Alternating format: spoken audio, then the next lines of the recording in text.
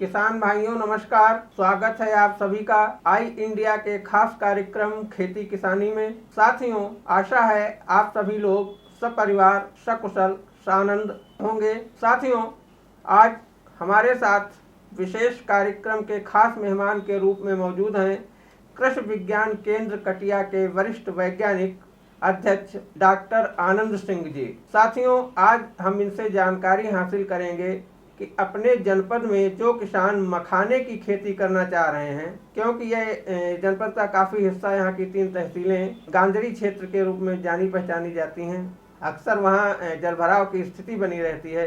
इसके अलावा अन्य क्षेत्र भी हैं जहाँ अगर किसान कुछ मखाने की खेती करना चाह रहे हैं तो इसके लिए किसानों को क्या क्या प्रबंधन करने होंगे, कहाँ से वो बीज प्राप्त करेंगे, ऐसी तमाम जानकारियाँ आप तक पहुँचाने का प्रयास आई इंडिया के माध्यम से किया जा रहा है। आइए मुखातिब होते हैं अपने खास मेहमान डॉक्टर आनंद सिंह जी से। डॉक्टर साहब, कार्यक्रम में बहुत बहुत स्वागत है आपका। डॉक्टर साहब, हम जानना चाह रहे हैं अगर यहाँ के किसान मखाने की खेती करना चाहें तो उन्हें क्या कैसे तैयारी करनी होगी, क्या प्रबंधन करना होगा, थोड़ा इस पर चर्चा। धन्यवाद। जनपद सीतापुर जो 3 प्रमुख नदियां और लगभग 15-16 से अधिक सहायक नदियों से आच्छादित मध्य उत्तर प्रदेश का एक ऐसा जिला है जिसको शायद ये उपाधि तो नहीं मिली, लेकिन इसको झीलों का जिला कहा जा सकता है। बहुतेरी झीलें और एक दूसरे से जुड़ी हुई परमानेंट वाटर बॉडी यहाँ पर हैं, लेकिन इस जल राशि का हमने धन राशि में परिवर्तन नहीं किया और जल कृषि के रूप में जो कुछ भी इस महत्वपूर्ण संपदा का उपयोग हो रहा है वह केवल मत्स्य पालन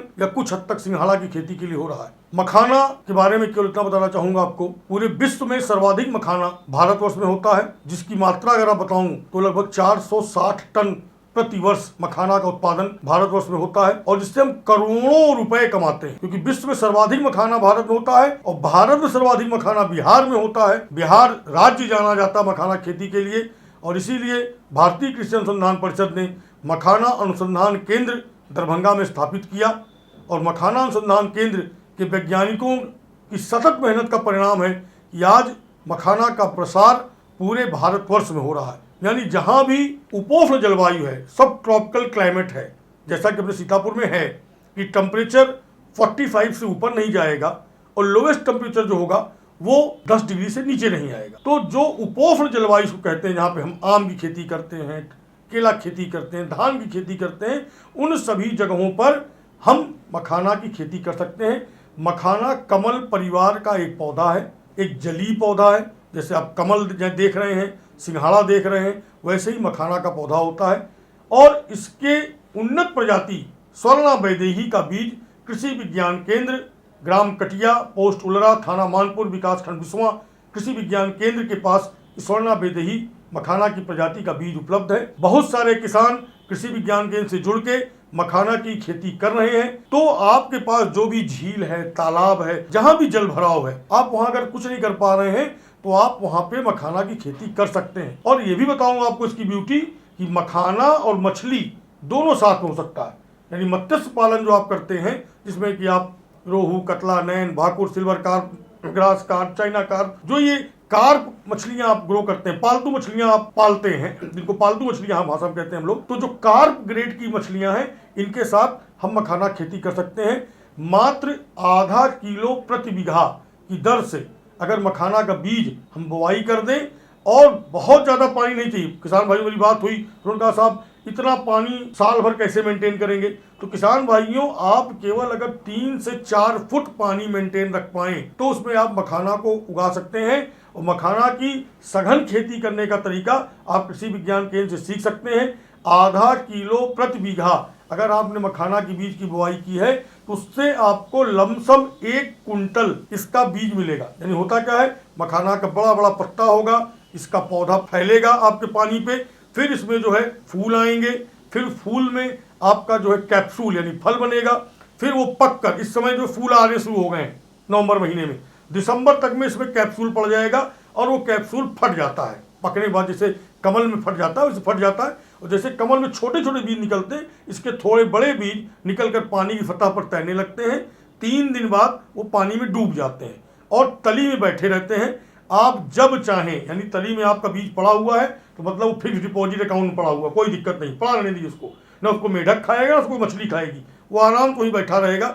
जब आपकी सहूलियत हो, यानी जब आपको मछली पकड़नी है, आप पानी बाहर निकालिए, मछली कैच करिए, मछली को सेल आउट करिए और मखाना के बीज जो पड़े हैं उनको सब आप बच्चों से बिनाई करवा लीजिए, बटोर लीजिए, इकट्ठा कर लीजिए, धुलाई कर लीजिए।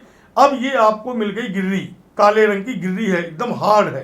फिर इसकी भुनाई होती, जैसे आप चावल भूनते हैं, मक्का भूनते हैं, वैसे इसकी भुनाई करके आप इसका जो है लावा बनाते हैं। ये पूरी प्रक्रिया कृषि विज्ञान केंद्र में उपलब्ध है, यानी इसके उत्पादन की और इसके फिर लावा बनाने की। आप जब भी चाहें कृषि विज्ञान केंद्र संपर्क कर सकते हैं और मखाना की खेती को अपना सकते हैं। दिसंबर से मखाना का बीज कृषि विज्ञान केंद्र में आपको उपलब्ध हो जाएगा। आप हमसे बीज लीजिए और अपने झीलों में, पोखरों में, जहां आपकी पानी है वहां मखाना उगाइए और इसकी भरपूर मांग है। मार्केटिंग की कोई दिक्कत नहीं है। एक बहुत ही उत्तम क्वालिटी का ये फास्ट फूड है, यानी मखाना एक ऐसा फास्ट फूड है कि आप समझिए, अगर हमारे व्रत में, त्यौहार में देवी को, देवता को अगर मखाना अर्पित किया जा रहा है तो मतलब बहुत अधिक पौष्टिक गुण है, औषधि गुण है। और दरभंगा या नॉर्थ बिहार में तो ये हालत है कि हर अगले कदम पे आपको पोखर मिलेगा और उस पोखर में मखान मिलेगा। मखाना उनकी जिंदगी की संस्कृति में समाहित है। और मखाना की सबसे बड़ी ब्यूटी क्या है, ये फैटलेस है, यानी नो कोलेस्ट्रॉल, नो फैट। आप अगर मखाना का सेवन करते हैं, इसीलिए देखिए आप व्रत में, त्यौहार में मखाना को विविध भांत से हम अपने आहार में लेते हैं। आज जीवन की गुणवत्ता में जो वृद्धि हो रही है उसमें मखाना एक पौष्टिक नाश्ता बन रहा है। कोरोना जैसी महामारी की लड़ाई में आपका मखाना भी एक बहुत ही महत्वपूर्ण हथियार बन सकता है। अगर अपने जो नवजात शिशु जो हैं, जो गर्भवती महिलाएं हैं, जो बुजुर्ग हैं, जिनको लाइट वेट स्नैक्स चाहिए, तो लाइट वेट स्नैक्स में मखाना जो है सबसे अच्छा है। तो इसकी मार्केट बहुत तेजी से बढ़ रही है। लगभग 30% से ज़्यादा का उछाल मखाना की मार्केटिंग में है। इंटरनल मार्केटिंग जो देश की है, as well as external market जो एक्सपोर्ट की है। एक्सपोर्ट में बहुत डिमांड है और इसका रेट बहुत तेजी से बढ़ रहा है। तो हम सीतापुर के अपने किसान भाइयों से निवेदन करते हैं, हमारे पास अथाह जल राशि है, परिश्रमी है, श्रम कर सकते हैं।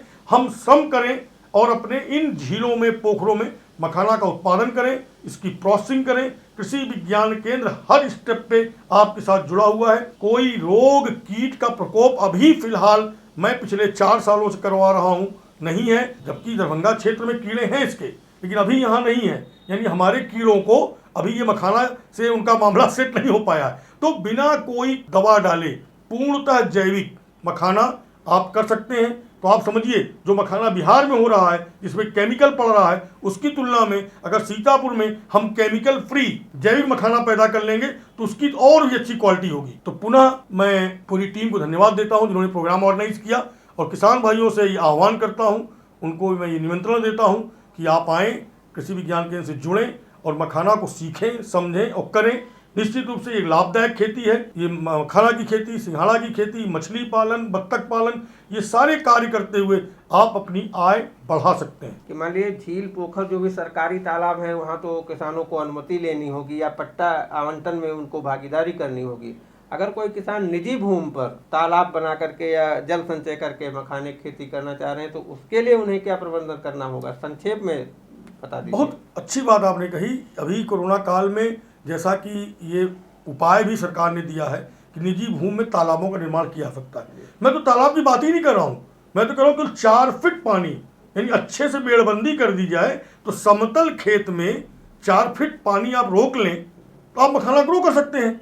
खूब बढ़िया गोबर खाद दीजिए, हरी खाद कर लीजिए, बढ़िया बंडिंग करके आप पानी भर के बीज की बुआई कर दीजिए और आपका खेत दिसंबर में खाली हो जा रहा है। दिसंबर में आप उसमें गेहूं उगाइए, चना उगाइए, बरसीम उगाइए और फिर जब उधर जुलाई आएगी तो फिर आप मखाना का पौधा लगा दीजिएगा। ये मैं इसीलिए बार बार कह रहा हूँ कि आप किसान भाइयों को कृषि विज्ञान केंद्र आना होगा, हमारे साथ बैठ के इसकी प्लानिंग करनी होगी। तो आप अपनी निजी भूमि पर जो आपके खेत हैं उन खेतों में मखाना खेती कर सकते हैं।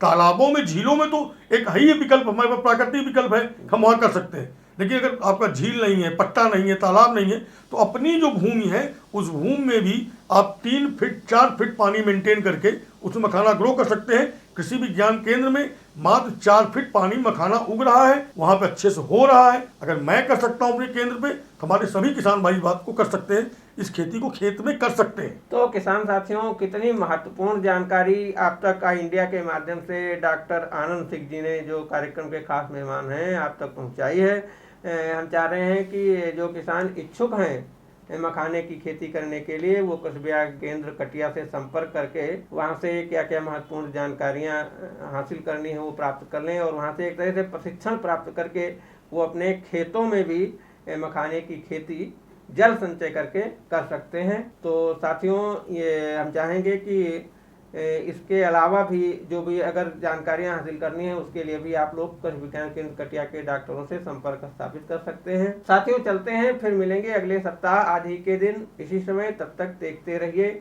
आई इंडिया और खेती किसानी से तमाम महत्वपूर्ण जुड़ी हुई जानकारियां घर बैठे हासिल करते रहें। डॉक्टर साहब, कार्यक्रम में आने के लिए बहुत बहुत धन्यवाद। किसान साथियों, नमस्कार। खबर आपकी, नजर हमारी। देखते रहिए आई इंडिया।